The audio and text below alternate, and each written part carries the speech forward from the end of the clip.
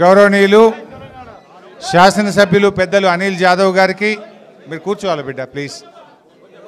గౌరవనీయులు రామకృష్ణారెడ్డి గారు, జాన్సన్ నాయక్ గారు, ఆప్ దాల్తే రహో భయ్, ఆప్ దాల్తే రహో. గౌరవనీయులు సుభాష్ రావు గారు, శ్యామ్ సుందర్ గారు, విలాస్ గారు, రమాదేవి గారు, కిరణ్ గారు, చిన్నారెడ్డి గారు, సుధాన్ గారు, చంద్రశేఖర్ గౌడ్ గారు, మహేష్ రెడ్డి గారు, నయీం గారు, మసూద్ గారు, నిర్మల్ జిల్లా నుంచి వచ్చినటువంటి అన్నా తమ్ముళ్ళందరికీ పేరు పేరున నమస్కారం. జై తెలంగాణ. आप लोग बैठो ना भाई, कुर्सियाँ हैं ना, क्यों ठहर रहे? వేసుకున్న వాళ్ళు కూర్చోండి బిడ్డ, కండువాలు వేసుకున్న వాళ్ళు కూర్చోండి. ఈరోజు ముదోల్, నిర్మల్ నియోజకవర్గాల నుంచి పార్టీలో చేరిన తమ్ముళ్ళందరికీ పేరు పేరున స్వాగతం సుస్వాగతం. ఇవాళ రాష్ట్రంలో నలుమూలల ఎక్కడ చూసినా हर किसी को भी पूछो जय तेलंगाना जय केसीआर बोल रहे. वो निर्मल भी होने दो, हैदराबाद की जुबली हिल्स भी होने दो, जिधर भी देखो केसीआर, वापस केसीआर होना बोल के लोग बोलना शुरू कर दिए हैं. ఇవాళ మన దగ్గర కూడా మీరు ఆలోచించండి. ఉమ్మడి ఆదిలాబాద్ జిల్లాలో సదర్ మార్ట్ ప్రాజెక్టును ఆనాడు కేసీఆర్ గారి ప్రభుత్వం 95% పనులు పూర్తి చేసింది. ఒక 4-5% పనులే ఉన్నాయి. కానీ ఆ సదర్ మార్ట్ ప్రాజెక్టును 2 సంవత్సరాలైనా రేవంత్ రెడ్డి ప్రభుత్వం పట్టించుకోవడం లేదు. ప్యాకేజ్ 28-29 నిర్మల్ ముదోల్ నియోజకవర్గాలకు నీళ్ళు ఇచ్చే 28-29 ప్రాజెక్టులో భాగంగా కాళేశ్వరం నీళ్లు, దాని పనులు రేవంత్ పాలనలో ఒక అంగుళం కూడా ముందుకు పోతలేవు. అదేవిధంగా కుప్టీ ప్రాజెక్టు, బోత్లో కుప్టీ ప్రాజెక్టుకు రూపకల్పన చేశాం. 2 ఏళ్ళైనా రేవంత్ రెడ్డి ప్రభుత్వం తట్టెడు మట్టి కూడా తీసిన పరిస్థితి లేదు. లోయర్ పెనుగంగా ఆదిలాబాద్ నియోజకవర్గంలో 90% పనులు, బ్యారేజ్ నిర్మాణం పూర్తయింది, పంప్ హౌస్ పూర్తయింది, ప్రధాన కాలువలు కూడా తవ్వినం. ఇన్ని పిల్ల కాలువలు తవ్వితే 50,000 ఎకరాలకు ఆదిలాబాద్ నియోజకవర్గంలో నీళ్ళు వస్తాయి. దాన్ని కూడా పట్టించుకున్న పరిస్థితి లేదు. రేవంత్ పాలనలో రైతులను, ఆదిలాబాద్ జిల్లాను తీవ్రంగా నిర్లక్ష్యం చేస్తూ ఉన్నారు. సన్నవడ్లు పండినాయి, పండి అన్నారు. పోయిన యాసంగిలో మా నిర్మల్లో, ముదోల్లో, మా బోతులో, మా ఆదిలాబాద్ జిల్లాలో సన్నవడ్లు అమ్మిన రైతులకు ఈ రోజు వరకు కూడా బోనస్ పైసలు రాలే. మళ్ళా పంట చేతికి వచ్చింది, పోయిన పంట కూడా ఇంతవరకు బోనస్ ఇయ్యలే. రేవంత్ రెడ్డిది ఎట్లుందంటే అంతా ఆగమాగం, సగం సగం. ఎందుకు ఈ మాట అంటున్నా? రుణమాఫీ చేసిండు, ఎంతమందికి అయిందే ఊళ్ళే? సగం మందికి రుణమాఫీ అయింది, సగం మందికి కాలేదు. రేవంత్ రెడ్డి వచ్చినాక 4 పంటలు వచ్చినాయి. 2 పంటలకు రైతు బంధు ఇచ్చిండు, 2 పంటలకు ఎగ్గొట్టిండు. బోనస్, ఒక పంటకు బోనస్ ఇచ్చిండు, ఇంకొక పంటకు ఎగ్గొట్టిండు. ఏది చూడు అది రైతు బంధు అయినా సగమే, రుణమాఫీ అయినా సగమే, బోనస్ అయినా సగమే. కరెంటు కూడా మున్పట్లెక్కి వస్తున్నదా? మీరు చూస్తే కేసీఆర్ ఉన్నప్పుడు ఎప్పుడు ఇబ్బంది రాలే. సాయంత్రం 6 గంటలకు కరెంటు పోతే మబ్బుల 3 గంటలకు 4 గంటల దాకా 8-10 గంటలు కరెంటు తీసేస్తున్నారు. మోటార్లు కాలుతున్నాయి, మున్పట్లెక్క కరెంటు కూడా వస్తున్న పరిస్థితి లేదు. చివరికిగా యూరియాని ఇచ్చినాడే. రేవంత్ పాలనలో యూరియా బస్తాలు కూడా దొరకక లైన్లలో నిలబడి జనం పరేషాన్ అయిపోయింది. యూరియా బస్తాలు ఇవ్వలేని చేతగాని దద్దమ్మ ప్రభుత్వం రేవంత్ రెడ్డి ప్రభుత్వం. రైతు బంధు ఇవ్వైతివి, రుణమాఫీ చేయవైతివి, బోనస్ ఎగబెడితివి, చివరికి ఎరువు బస్తాలు కూడా ఇయ్య శాత కాలేదు నీకు. కొంతమంది ఎరువు బస్తాలు దొరకక అమోనియా కొనుకొచ్చేసుకున్నారు. 900-950 బస్తా కొనుకొచ్చుకున్నారు. ఎరువు బస్తాలు దొరకక కొన్ని పత్తి చేనులు ఎర్రబడిపోయినాయి. వర్షాలు పడి నిర్మల్ జిల్లాలో తీవ్ర నష్టం జరిగింది. రేవంత్ రెడ్డి హెలికాప్టర్లో చూసిండు, పోయిండు. ₹1 వచ్చింది ఎవరికన్నా? ఇవాళ అకాల వర్షాల వల్ల నిర్మల్ జిల్లాలో మునిగిపోయిన పంట పొలాలకు ₹1 ఇచ్చిండా రేవంత్ రెడ్డి అని అడుగుతున్నా.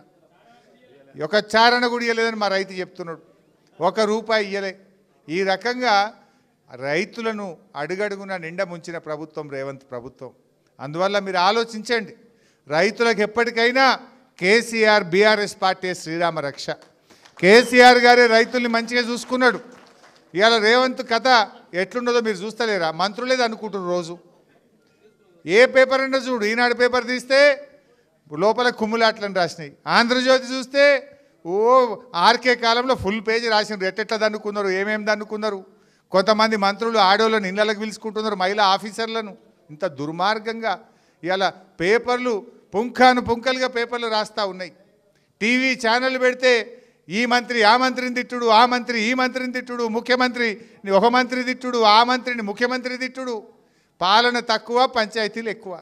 పబ్లిక్ గురించి ఏమైనా ఆలోచన చేస్తున్నారా? అరే క్యాబినెట్ మీటింగ్ పెడితే యూరియా బస్తాలు దొరుకుతున్నాయా లేవా అని చూడాలి. క్యాబినెట్ మీటింగ్ కొడితే తుఫాన్ వచ్చింది, వడ్లు కొంటరా లేదా, జల్దీ వడ్లు కొనుండ్రి అని మాట్లాడాలి.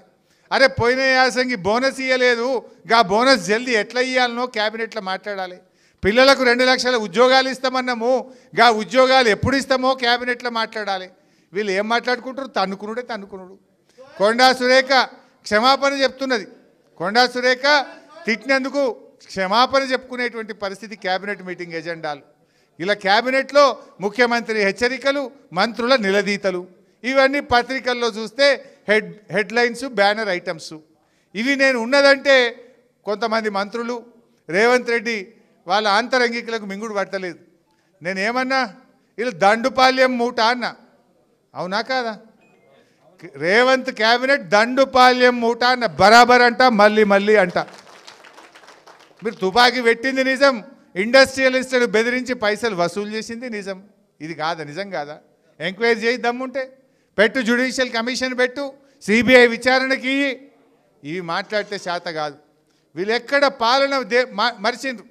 4000 పింఛన్ వచ్చిందా? మహిళలకు 2500 వచ్చినాయా? ఆడోళ్ళకు ఫ్రీ అన్నాడు, మగోళ్ళకు డబుల్ టికెట్ కొట్టబట్టే. మరి ఏమి ఇచ్చినట్టు? భార్యకు ఫ్రీ అంటివి, మగోనికేమో డబుల్ టికెట్ కొడుతుంది. ఆడికాడికి అయిపోయాయి. ఇంకేమున్నది నీ ఫ్రీ కథ? ఏమున్నది? టికెట్లు పెరగలే, బస్ టికెట్లు 5 సార్లు పెంచిండు.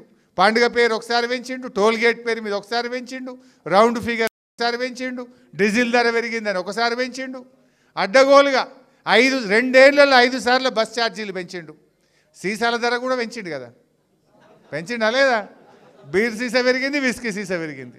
బస్సు టికెట్లు పెంచుతీవి, మద్యం ధరలు పెంచుతీవి, ఆర్టీఏ ఛార్జీలు.